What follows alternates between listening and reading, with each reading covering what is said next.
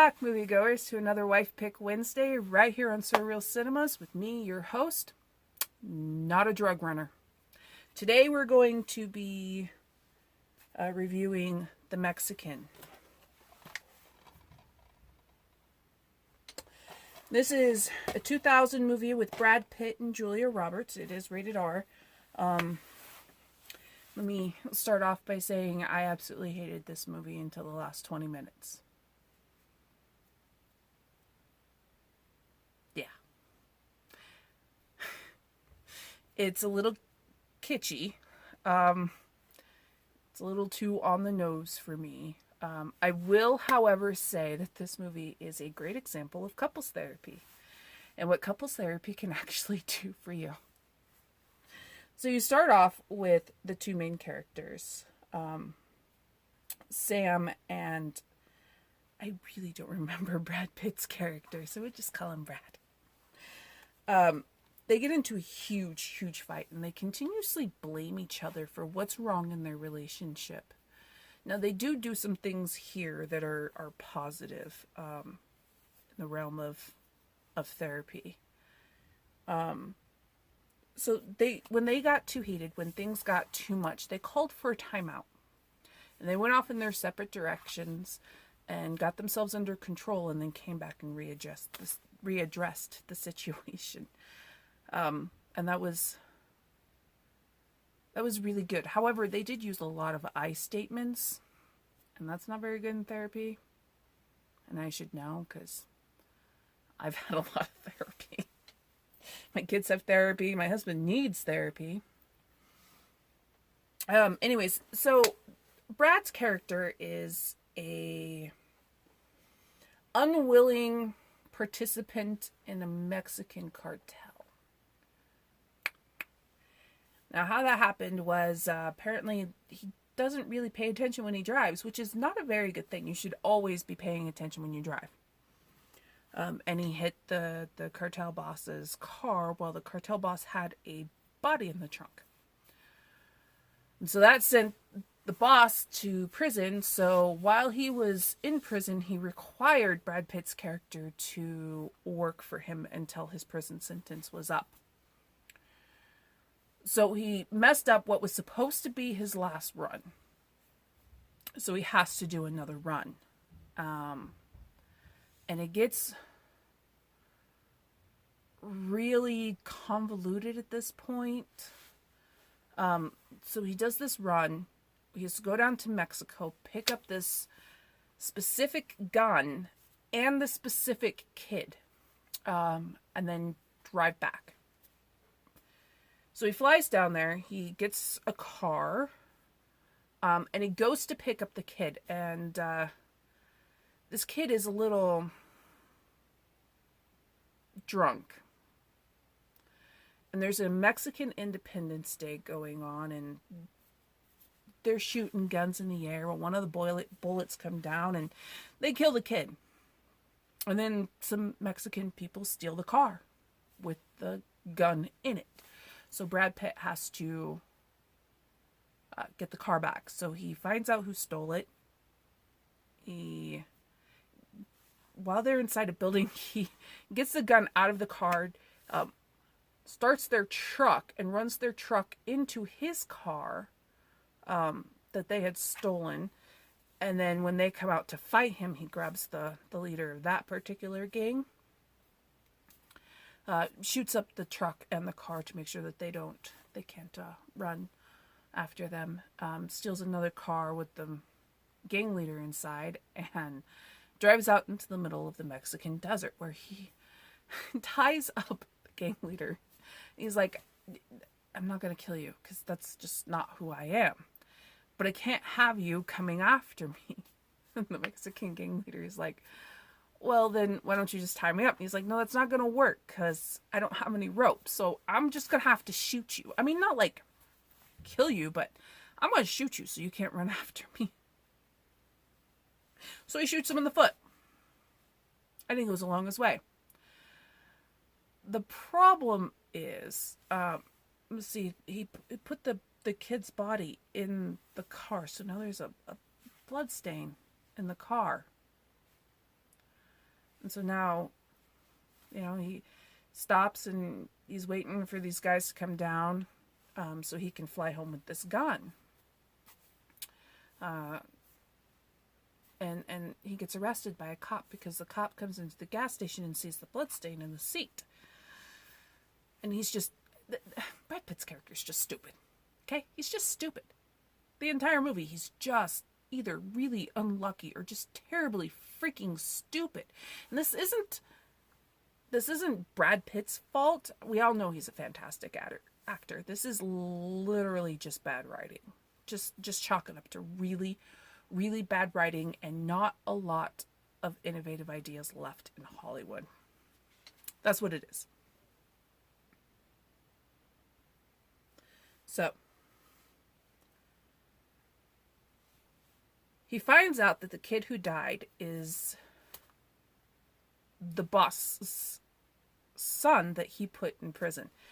So that's a huge oops that he has to explain.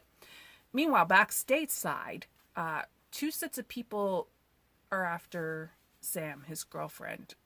She left him because he wouldn't walk away. I mean, he couldn't walk away. He literally could not walk away. This is his last job. If he doesn't do it, he'll die. And Sam is so self-centered and so it's all about me at this moment because she's lived Brad Pitt's character's life for 9 years. She's, been in California doing the things that, she's waitressing and doing this and that, making the ends meet while he has to deal with this mistake that he made. And all she wanted to do was go to Vegas. She wanted to move to Vegas and start a new life. She wants to get married. She wants normal things. But when he said he literally couldn't go because they'll kill him, she decided to go without him. So on the way to Vegas, these two bounty hunters or gang members or whatever they are, they come after her. Fixers. They're fixers. And one guy shoots the other guy. We think he's dead. He's not. And she's in the car, her car. He threw her in her car and they drove off. And she asks him if he's going to kill her. Are you going to kill me? And he goes, that depends on how things turn out. She goes, okay. All right, so I have time. Are you going to assault me? He goes, that is not likely. So they go on and they get a hotel room. She does the normal things, trying to crawl out of the bathroom window at the rest stop, and he's like, I've been doing this for 12 years. You're I know all the tricks. You're not going to get by me. So they end up in a friendship, and that is really, really weird to me. You're a kidnapper and you end up in a friendship. And I mean, it's a good friendship. He helps her with relationship advice. She finds out he's gay, which is why he wasn't likely to assault her. And she helps him figure out that it's really his line of work that is causing the problems between him and his boyfriends. And she helps him meet a boy. And in a weird scenario, they get a joint room and he handcuffs her to the headboard so that he can sleep with dude. And in the midst of all this, we find out that the first bounty hunter wasn't actually dead. So he comes after them and kills dude, which sets them both off. They are both just really not okay. Really not okay. And then he comes back for them after they return to the hotel room. So bounty hunter dude kills the first bounty hunter dude. Much to Sam's disappointment, she's like, don't kill him. We've had enough death right now. But he kills him anyways. And so he starts finishing the drive into Las Vegas. And So when Brad Pitt's character finally gets the gun back,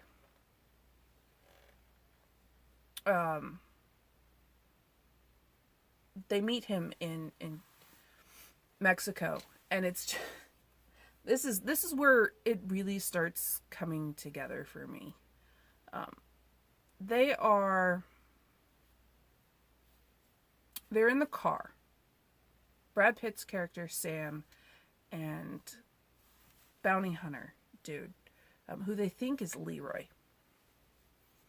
And she keeps going on about how Leroy won't hurt them. All we need to do is get the gun to the crime boss. Leroy will leave them alone.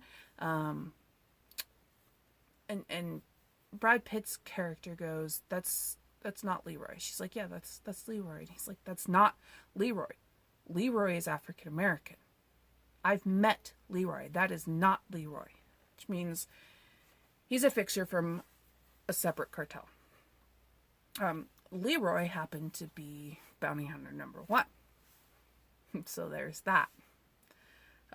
So Brad Pitt's character kills the not Leroy.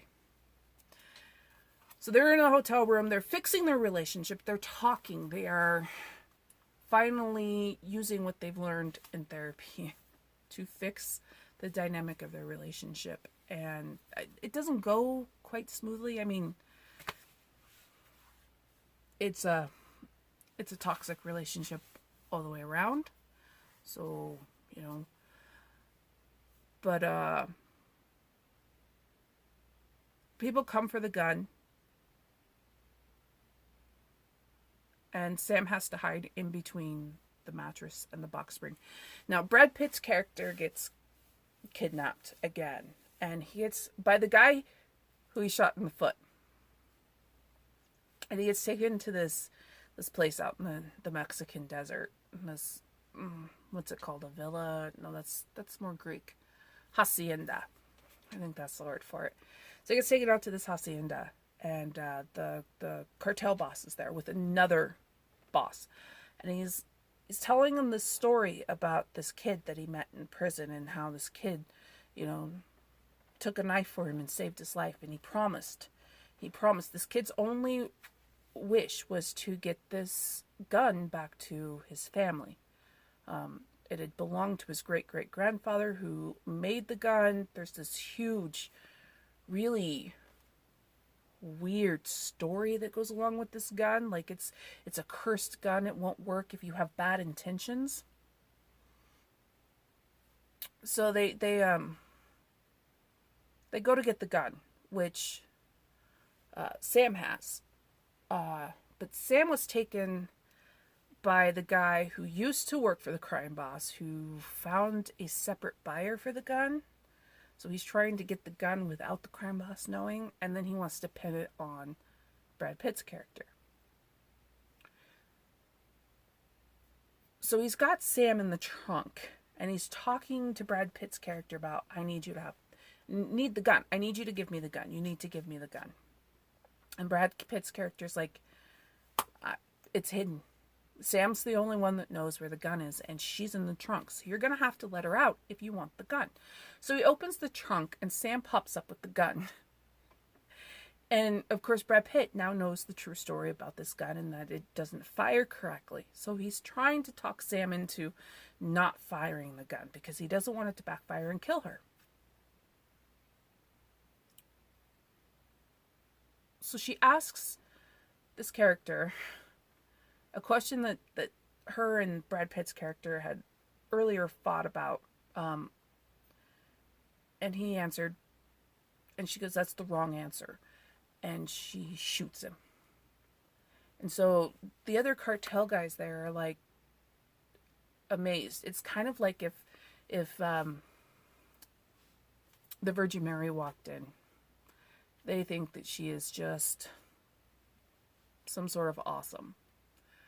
And so, that's the way it ends. A lot of dead bodies and a couple that really either need to break up or go back to couples therapy. Really, the whole movie is a giant setup for 20 minutes. 20 minutes at the end is all that was worth it. So yeah, that's the Mexican, guys. That's my take, my interpretation, my feelings, my thoughts. So yeah. So I'll see you guys next time. I will see you guys next time at the theater. Doodles.